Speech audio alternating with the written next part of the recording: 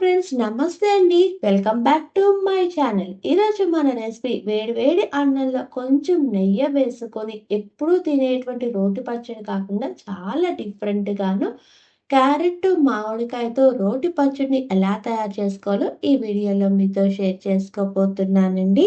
Mixie jar తీసుకొని దీనిలోకి ఫైన్గా చాప్ చేసినటువంటి మామిడికాయ ముక్కలు 1 కప్, ఫైన్గా చాప్ చేసినటువంటి 1 కప్ క్యారెట్ ముక్కలు, తక్కువ వలుచుకున్నటువంటి 10 వెల్లుల్లి రెబ్బలు, రుచికి అనుగుణంగా ఉప్పు, కారము వేసుకొని వాటర్ అన్నది యాడ్ చేయకుండా కొంచెం కోర్సుగా గ్రైండ్ చేసుకోవాలండి.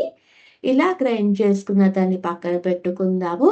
తర్వాత పొయ్య వెలిగించి పాన్ పెట్టుకుని దీనిలోకి 2 టేబుల్ స్పూన్ ఆయిల్ వేసుకొని దీనిలోకి పోపు దినుసులు అన్నీ కలిపి 1 టేబుల్ స్పూన్, ఒక రెమ్మ కరివేపాకు, 2 ఎండుమిరపకాయలు కూడా వేసుకొని తాలింపు అన్నది మంచి గోల్డెన్ కలర్ వచ్చే అంతవరకు వేపుకోవాలండి.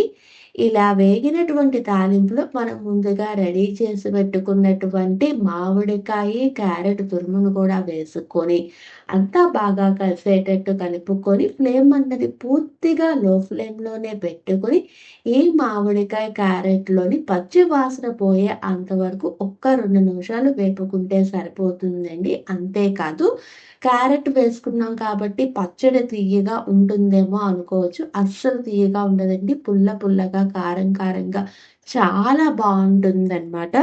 అంతేనండి. ఎప్పుడు మామిడికాయతోని రొటీన్గా చేసినటువంటి పచ్చడి బోర్ కొడితే ఒక్కసారి ఇలా డిఫరెంట్గా చాలా టేస్టీగా ఉండేటువంటి మామిడికాయ, క్యారెట్ రోటి పచ్చడి చేసుకుని వేడి వేడి అన్నంలో కొంచెం నెయ్యి వేసుకుని తినండి. చాలా అద్భుతంగా ఉంటుందన్నమాట.